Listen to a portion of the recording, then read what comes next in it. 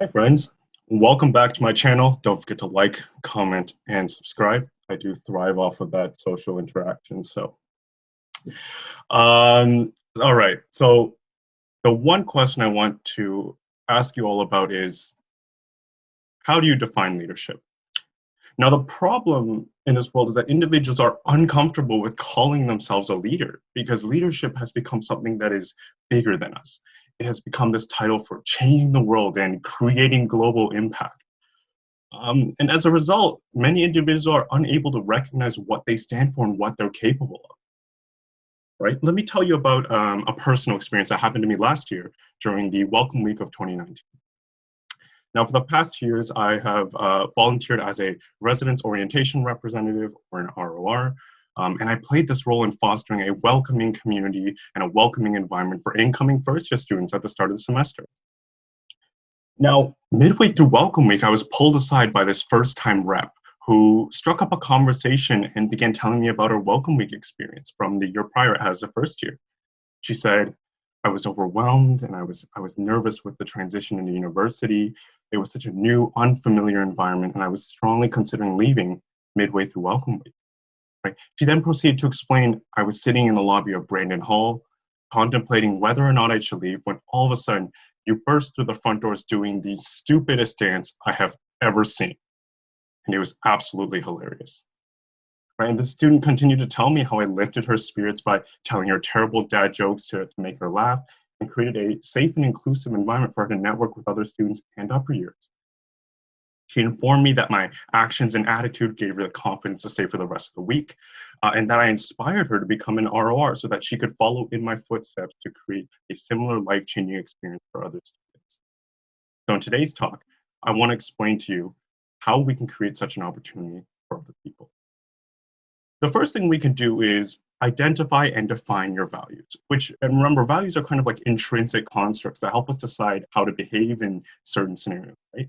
It's easy to say things like communication, respect, or integrity.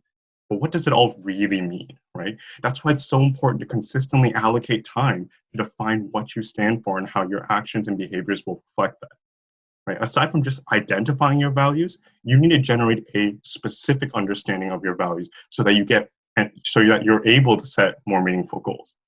Right? So for example, one of my values is gratitude.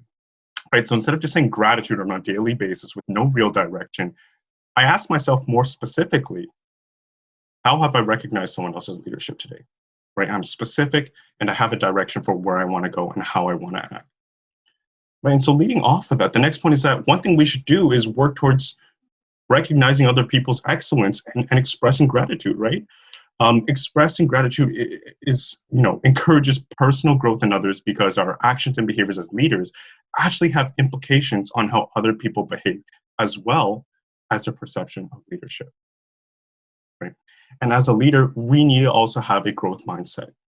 We also need to practice resiliency because both of those allow us to embrace failure with the intent to learn and to improve, while ensuring that we're doing everything we can to lift up those around us.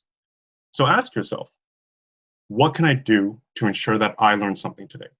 Or even better, what can I do to ensure that someone else learns something today? Right? By fostering this mindset, we can create opportunities to build connections with other individuals and acknowledge that leadership is about the people and the community that we create. Right? And so it's so crucial to establish a safe space where others feel included and supported. And you could do this by creating expectations to establish a common understanding between people.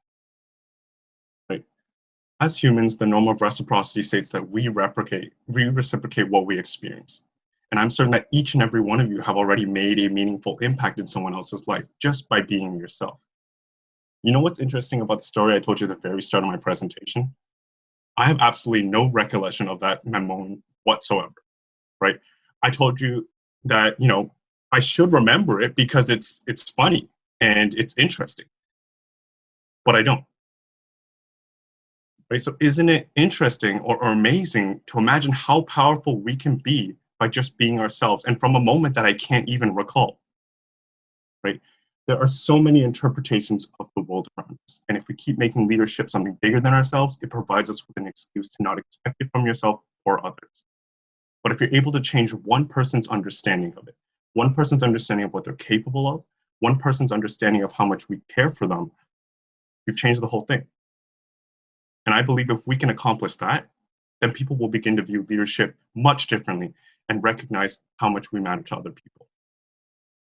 So at the start of this presentation, I asked you, how do you define leadership? And the answer, you define leadership.